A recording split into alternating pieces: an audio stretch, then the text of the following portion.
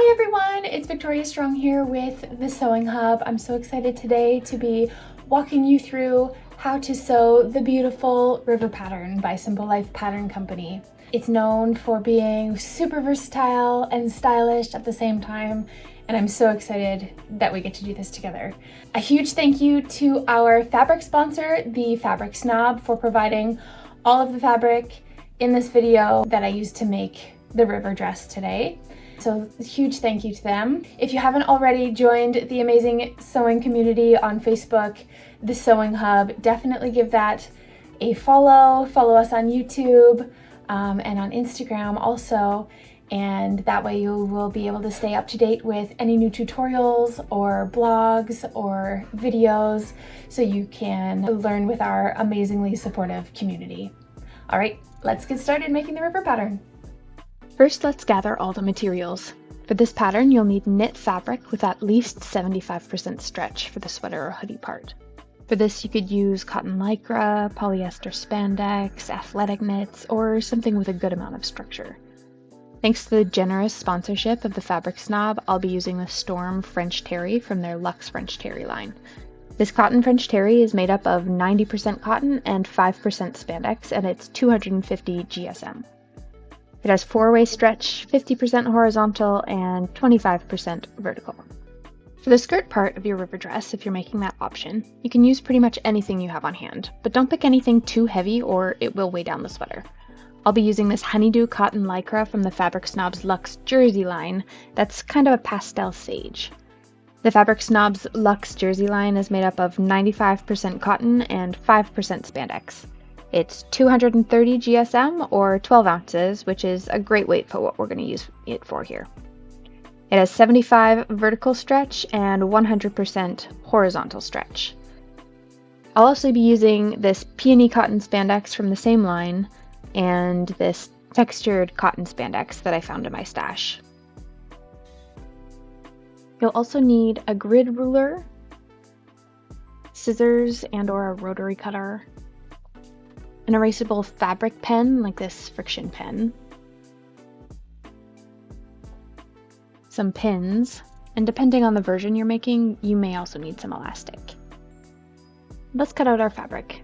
For this pattern, the pattern pieces you will need will depend on the version of River that you're making. Today I'm making the cropped sweater dress version, so I'm cutting a front bodice, a back bodice, 2 long sleeves, 2 cuffs, a neckband, a waistband, 2 tier 1 pieces, 3 tier 2 pieces, and 4 tier 3 pieces. This River sewing pattern is one of my favorites right now. It's a dress, it's a sweater, it's a hoodie, and it even has a cute crop top option. The long sweater is perfect for everyday wear, whether you're just chilling at home or heading out for errands. And if you're into layering, the crop top is super flattering and hits right at the waist. Looks amazing with high-waisted jeans or over a tee. It comes in adult sizes as well as child sizes, and you can totally make this pattern your own. You want a hood or maybe just a neckband. You can even add a dress on the bottom of the sweater for the layered look without all the bulk. The pattern is super user-friendly too. There's an A0 file for large format printing, a projector-friendly version, and no trim pages. So no cutting and trimming, just print, tape, and go. The River pattern paired with the amazing Luxe French Terry and Luxe Jersey from the Fabric Snob is honestly a match made in heaven. The French Terry, it has this beautiful soft feel with just the right amount of stretch, making it perfect for comfy pieces like sweaters and hoodies. It drapes really nicely, but still holds its shape, which is exactly what you want for something like the River sweater.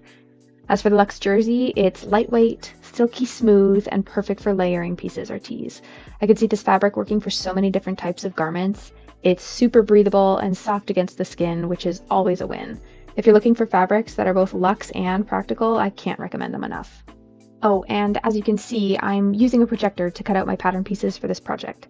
If you've never used one before, it is such a game changer.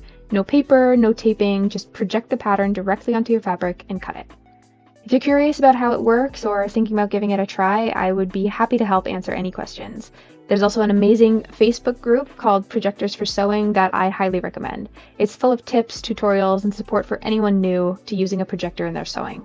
Definitely check it out if you want to learn more. If you love this tutorial and you want to see more, make sure you're following along on all of the socials for the Sewing Hub. If you love the fabrics I used in this project, definitely give the Fabric Snob a follow on Instagram and Facebook to see more of their amazing fabric selections. If you're part of the Sewing Hub already, don't forget to stay connected with us there. It's such a great place for sewing tips, inspiration, and challenges. And of course, follow Simple Life Patterns on all the platforms for more sewing tutorials, pattern releases, and fun sewing content. I'll link everything below, so be sure to check them out and stay in the loop with all the fun stuff happening. Okay, let's start with the bodice. Lay your back piece down right side up and place the front piece on top, right sides together, aligning the shoulder seams. Now, pin and sew or serge those seams.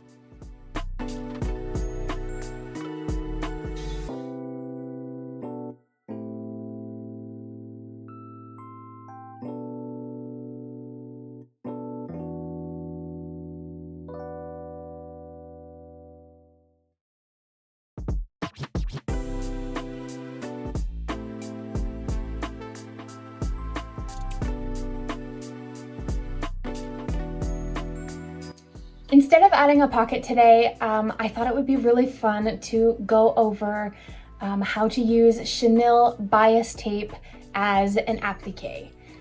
If you don't know what chenille bias is, it's basically a strip of woven fabric that's cut on the bias, which means it's cut diagonally kind of across the grain of the fabric. I bought the chenille from somewhere online. Looks like this. It's easy to make it yourself. I mean, this just looks like it's a piece of linen that's been cut on the bias. You can see how the grains kind of go in a diagonal there. It's not focusing very well, but I think you can still see it. That just gives it like the flexibility and stretch so it can nicely go around those curves without puckering. And any edges that you have, like it's not going to pucker. You can put it around curves on the edge of a quilt or a bag, or use it as a decoration like we are going to today. So when it's washed, it frays on the edges and becomes like a fluffy texture. So it's a really popular choice for like decorative edging, again on quilts. I see it all the time on quilts or pillows, or I don't know even what else I've seen it on, but it's a really unique kind of texture to add, and I'm really excited to show you how to use it. So let's go. To applique with chenille bias, start by drawing your desired design on your fabric with an erasable fabric pen. I made a quick guide with a piece of paper to make a rainbow shape on my bodice.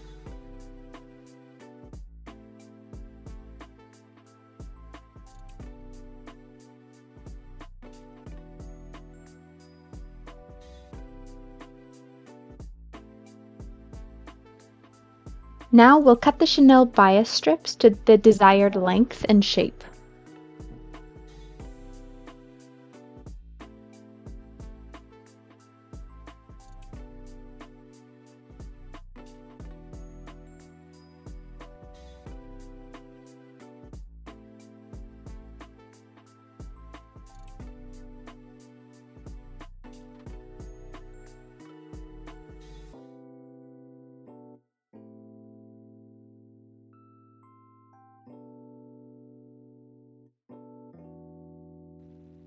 Now we need to position the strips on our drawn design and pin them in place. I'm finding the center of my strips and lining them up with the center of my bodice. Then I'm going to pin them all the way down on each side to keep them in place.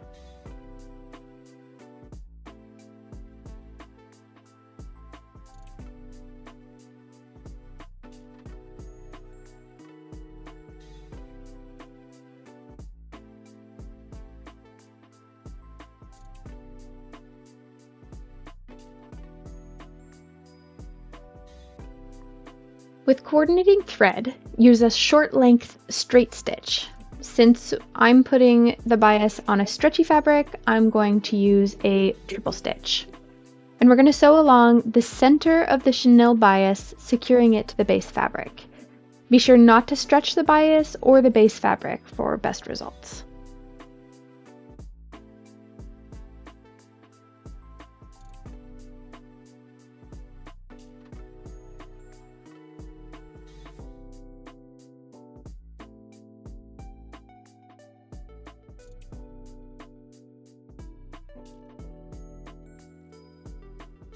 I'm going to repeat that for every strip that I have in my rainbow.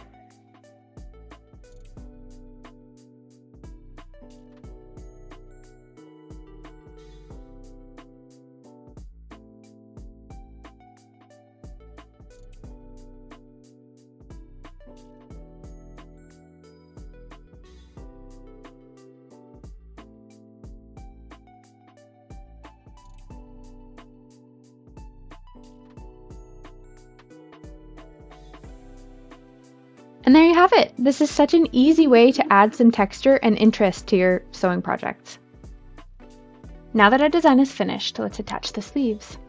Open up your bodice with the right side facing up. Mark the center of your sleeve with a pin.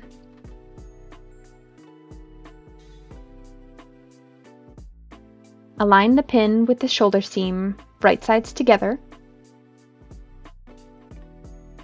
and start pinning the sleeve to the arm sky.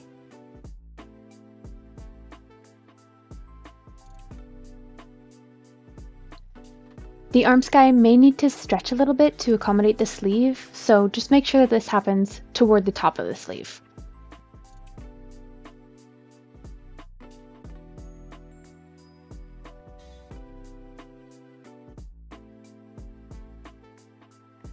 Once everything is pinned in place, sew or serge along the sleeve curve, and repeat this process with the other side.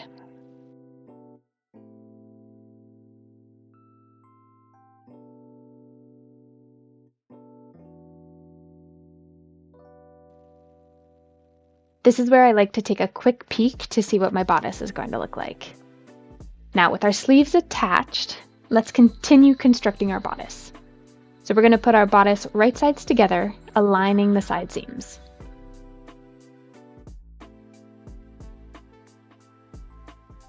Now we're going to match up those arm sky seams, and we are going to pin from the bottom of the bodice all the way to the bottom of the sleeve.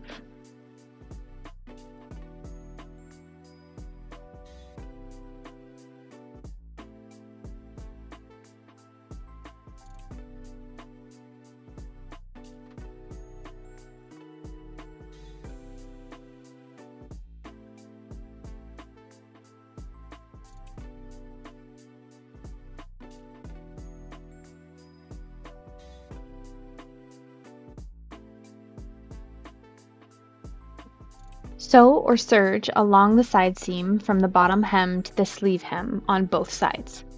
If you have added pockets, make sure you sew through all of the layers.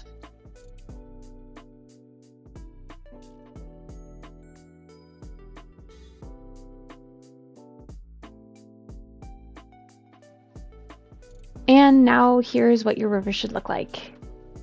It's starting to look like a sweater dress. If you're adding a hood, this is the time to add it, so start preparing your hood the way the pattern recommends. Today, I'm doing a neckband instead of a hood, so I'm going to take my neckband and fold it in half widthwise, right sides together, matching up those short ends. Then I'm gonna pin and sew with a stretch stitch or serge. Here's a pro tip. You can fold this in half this way and serge it down the side. This will prevent you from having to fold the neckband again after you serge.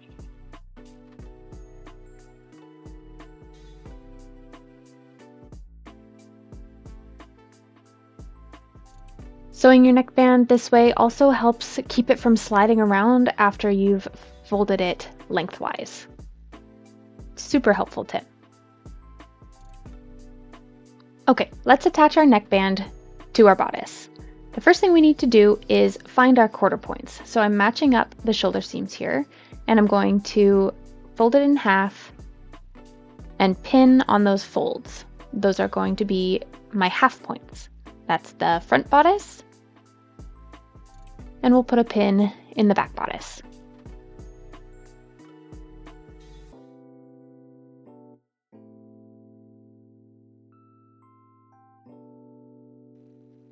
Now I'm going to match up those pins, folding the neckline in half again, and find my quarter points. Note that the quarter points are very rarely the shoulder seams, so be wary of that when you are attaching your neckbands.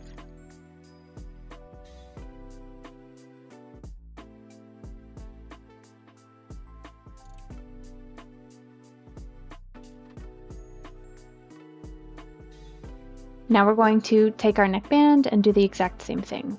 We are going to find our quarter points on our neckband so that we can match them up with the quarter points on our bodice to make sure that we stretch evenly when we attach the neckband.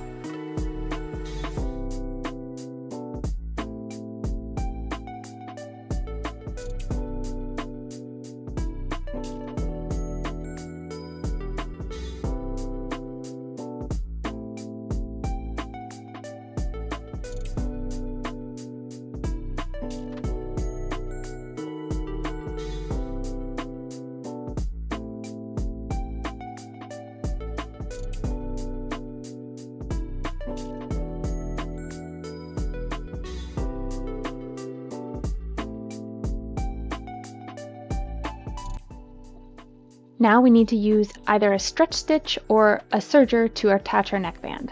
You want to make sure that you are pulling the neckband so that it is taut with the neckline, but not so tight that you're stretching the neckline, because that's how you're going to get puckers. So to reiterate, we are stretching the neckband, but not the neckline.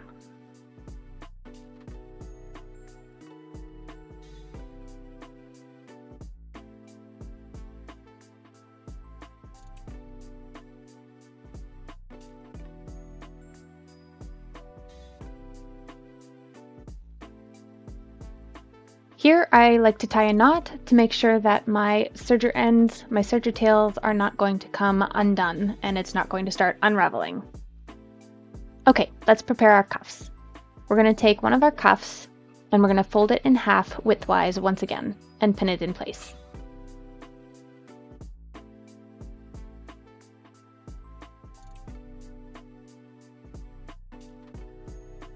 We can do the same trick that we did with our neckband, where we fold it in half again and serge that way.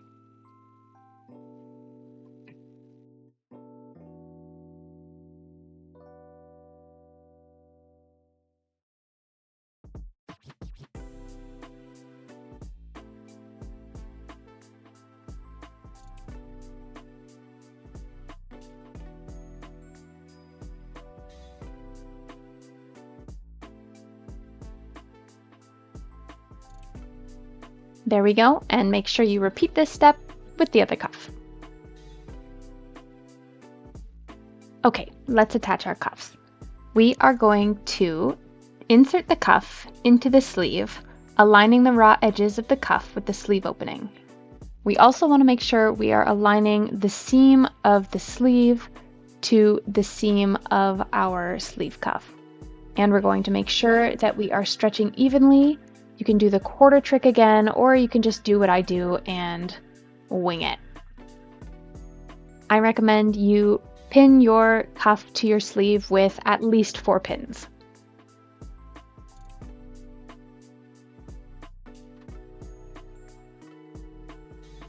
Once again, we are going to use a stretch stitch or a serger to serge our sleeve cuff on. Again, we're going to be stretching our cuff, but not our sleeve, in order to avoid puckering or wavy seams.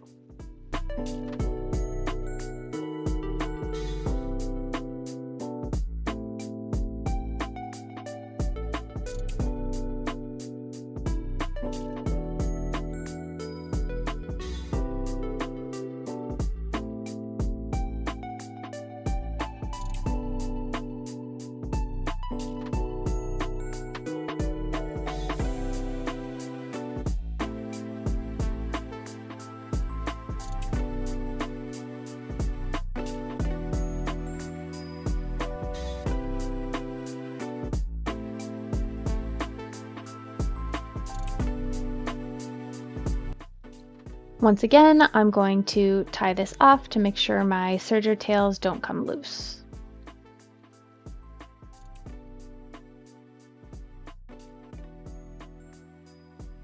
Next, let's work on our waistband. For the waistband, we're going to use the same method as the neckband. Fold the waistband piece in half widthwise, right sides together, pinning the short ends together.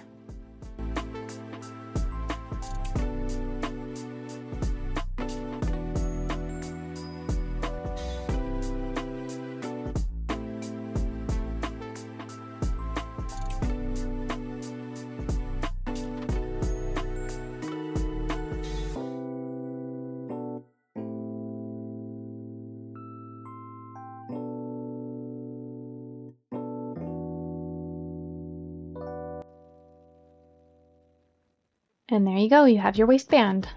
Now we're going to do the same method as we did with the neckband. We are going to find our quarter points, both on the waistband and on the bodice, and we'll match them up to pin.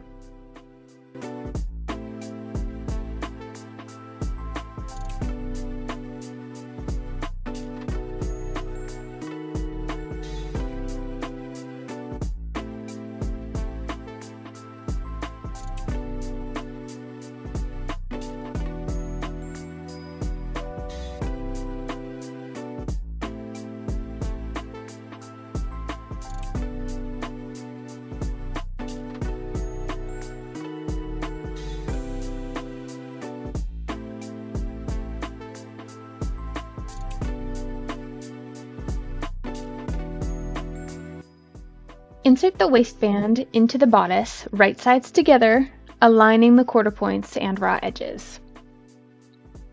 Pin in place, stretching the waistband slightly to fit.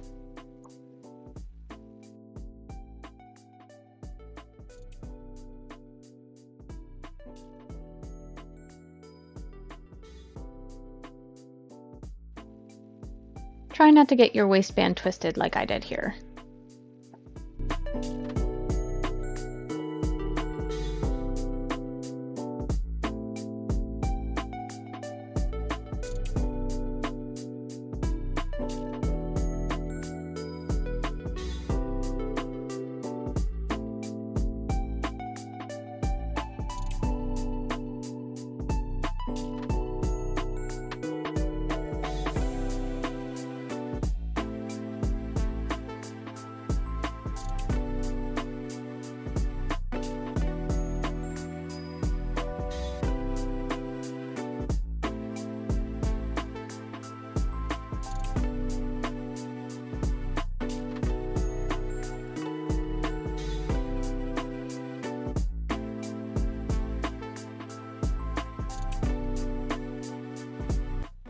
With a stretch stitch or a serger, sew your waistband onto your bodice.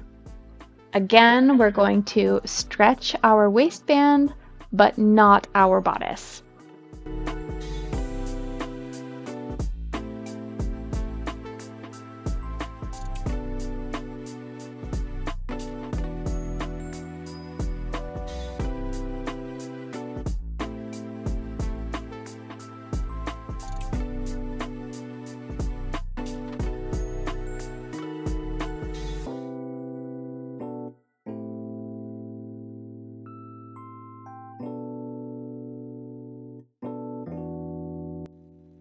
Again, tie off your serger tails so they don't come undone.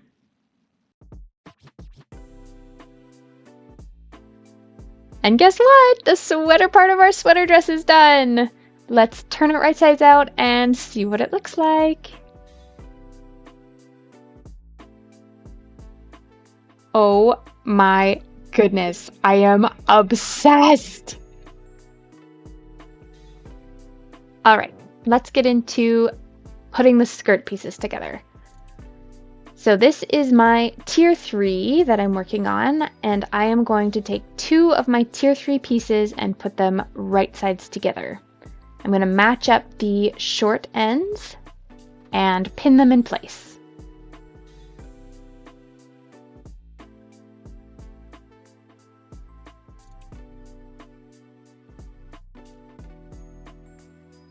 Again, we're using a stretch stitch or a serger to sew those together.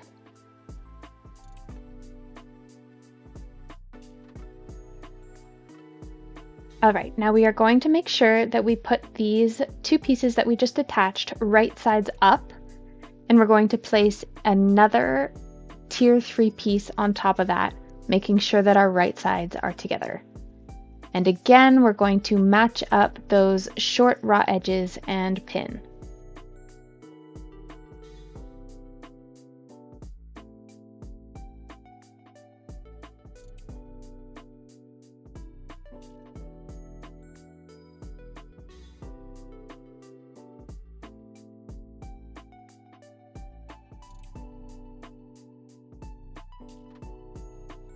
Once again, we are going to put these 3 pieces that we have together right sides up on our table, and we're going to take our final tier 3 piece and put it right sides together with the rest of the pieces that we have sewn. We're going to match up those short raw ends and pin them in place again.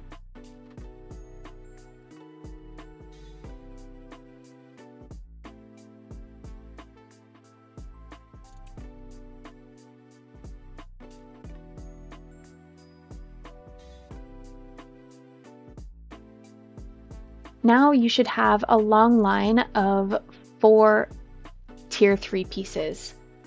So what we want to do is create a loop by attaching those short ends of your very long tier 3.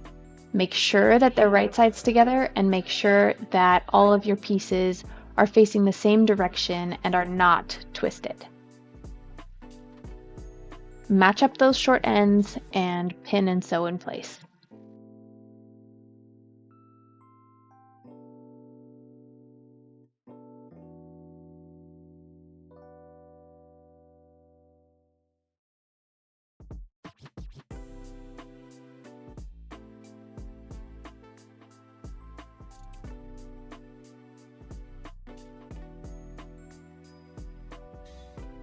Now you should have a loop of all of your tier 3 pieces attached.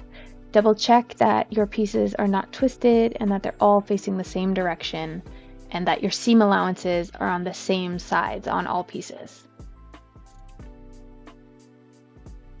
We are now going to do the exact same thing with our tier 2 pieces. So this time we only have 3 pieces that we need to attach, but we need to use the exact same method as we did for the tier 3 pieces. Right sides together, match up the short ends, pin, and sew.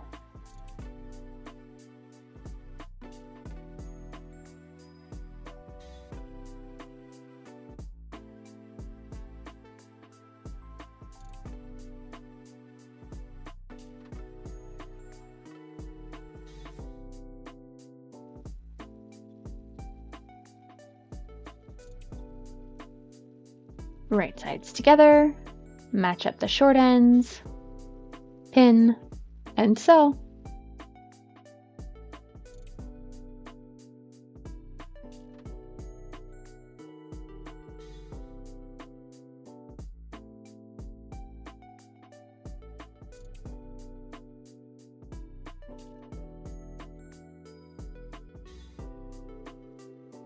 All right, now we need to make another loop. Make sure that those right sides are together and that your tier is not twisted. Match up those short ends and pin and sew.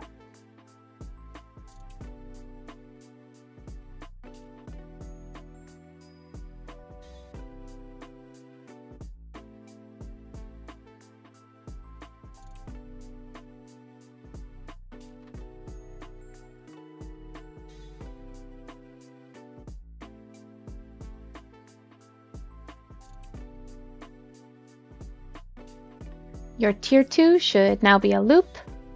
Double check that nothing is twisted and that all seam allowances are on the same side of your loop, the wrong side. Can you guess what we need to do now? That's right, we need to make a loop with our tier 1 pieces.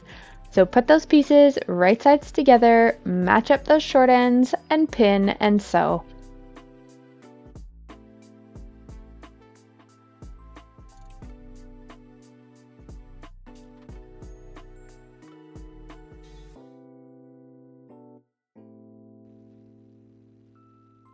To make a loop with this tier, all we're going to do is match up those other short sides, pin, and sew.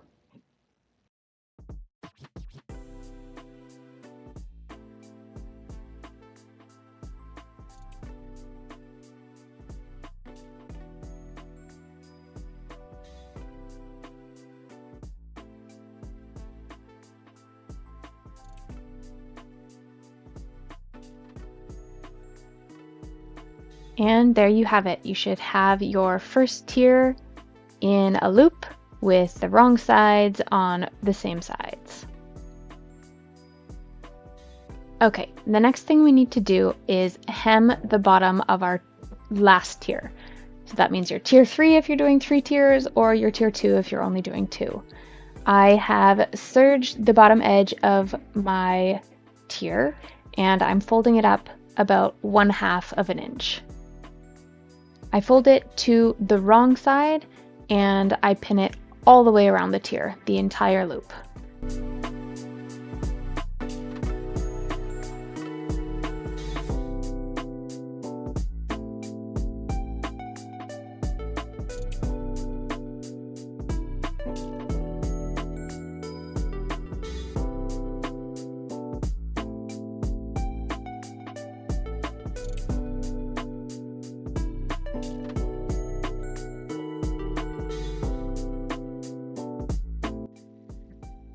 Now we need to make sure we're using a stretch stitch here. I like to use a length of 2 and a width of 2 for my hemming needs. Make sure you have coordinating thread in your sewing machine, and we are just going to top stitch at about 1/2 of an inch.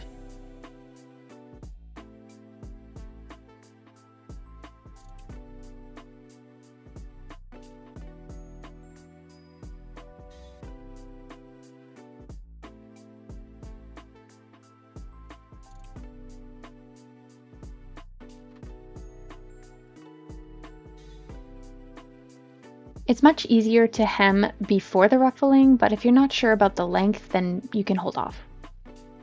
Now we're going to set our stitch length to a 4, and we're going to turn our attention down to sew some gathering stitches. I'm doing this on my tier 2, but you're going to want to do the bottom-most tier first because it's easier to ruffle from bottom up. When we do a gathering stitch, we do not backstitch and we go all the way around the loop, stopping right before we get to where we started.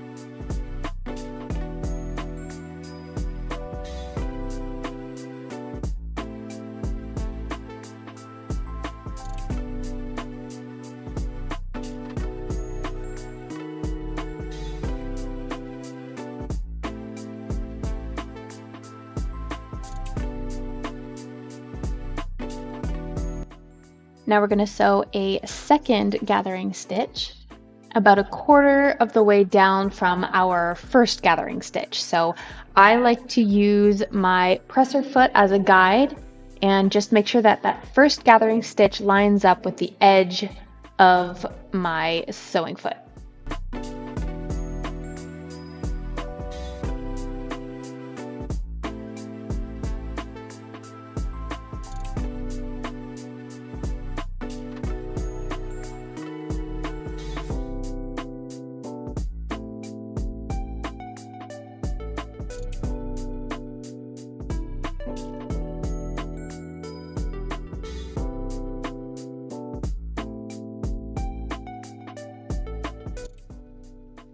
Now it's time to gather our tiers. So once again, make sure you are starting with your bottom-most tier. So if you're doing 3 tiers, make sure you start with tier number 3. We're going to find our bobbin threads and we are going to gently slide our fabric along the bobbin threads to create gathers in our fabric. And we're just going to keep sliding that down the fabric as far as we can go, and then we can adjust them once we have all of our gathers done.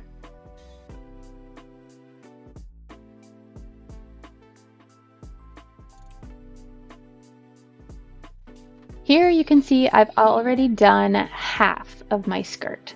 So I've already attached half of my tier 2 to my tier 1, and I'm going to show you how I like to do it. I like to first pin my half points. So I pin where I started my gathering stitches, and I pin it to the tier there, and then I find the halfway points and I pin those together. And then when I slide my fabric along those bobbin threads to create the gathers, I know kind of generally how much gathering I have to do. So once I get it kind of approximately the right size, then I can start pinning and making sure my gathers are all even along that edge of my tier 1.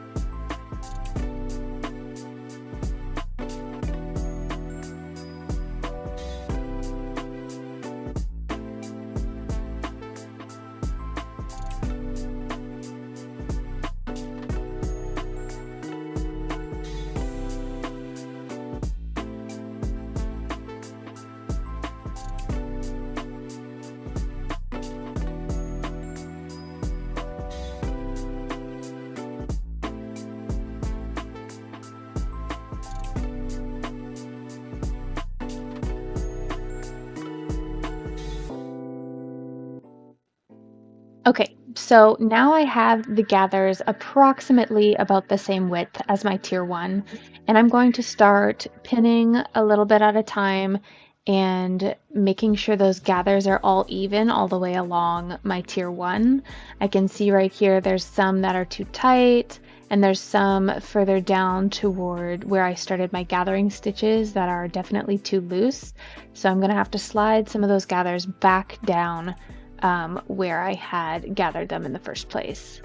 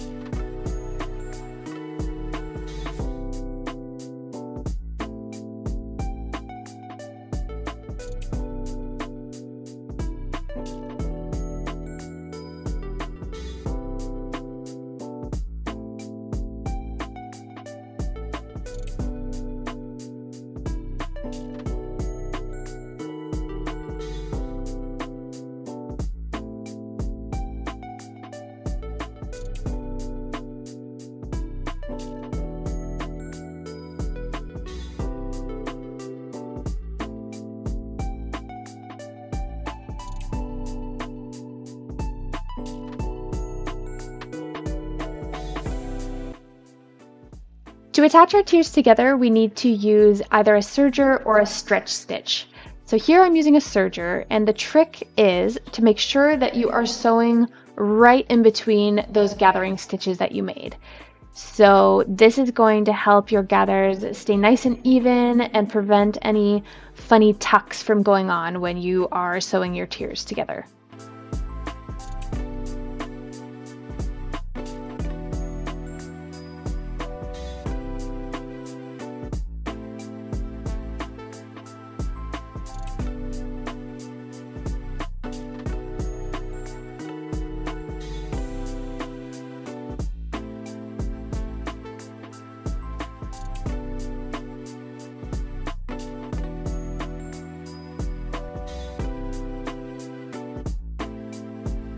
When you're done sewing or serging around your skirt, it should look something like this. And so I'm going to teach you a little trick for getting rid of that ugly gathering stitch that you can see there on the outside of our tier 2.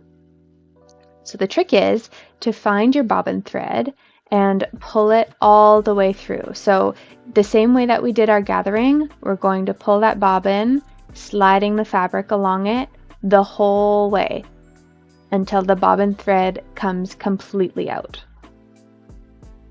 This is a much quicker way to get rid of those ugly gathering stitches than having to go back and pick out every single one with your seam ripper. It is such a life hack and I love it so much. So here you can see that my bobbin thread is starting to come out now. The gathers on the other side of the skirt are loosening. And there you have it. So now when I flip it to the right side, I can just pick that gathering stitch right up off of my fabric. Oops.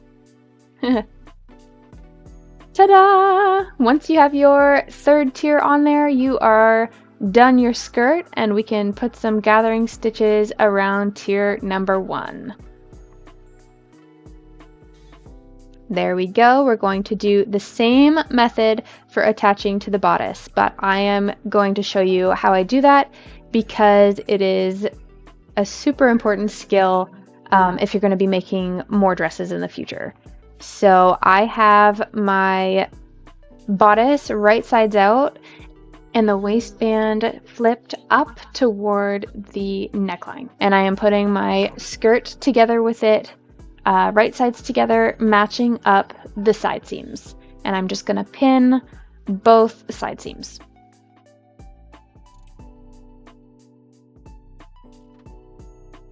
Once both side seams are pinned, I'm going to find my bobbin threads as I did when I was attaching our tiers, and I'm going to start gently sliding that fabric along the bobbin threads until it is about the same width as my bodice.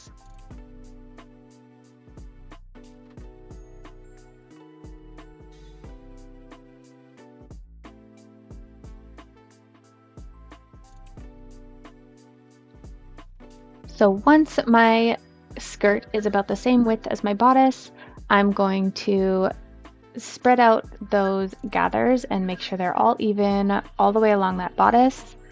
You can see me kind of making sure that they all look like they are gathered the same amount all the way along the bodice there.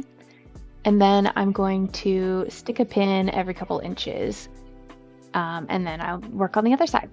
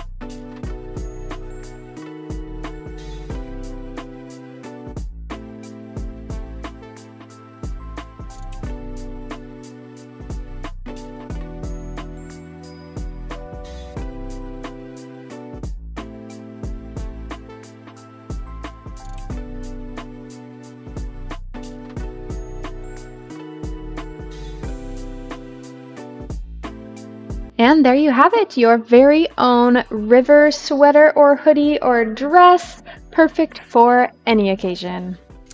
And that's it, my friends. Thank you so much for joining me today. I hope you enjoyed this tutorial and feel confident in creating your own version of this pattern. Don't forget to share your creations with the Sewing Hub community on Facebook or on Instagram. Give us a tag at Sew with the Hub. We love seeing how everyone brings their own kind of flavor and spice to each project. So be sure to check out more patterns from the Simple Life Pattern Company and keep an eye out for more unbelievable fabric and pre-orders from the Fabric Snob. We would love to see all of your creations. So again, don't forget to tag us, and thank you for joining me for this sew along. I will link all of the socials in the caption, and I hope to see you again next time. Bye!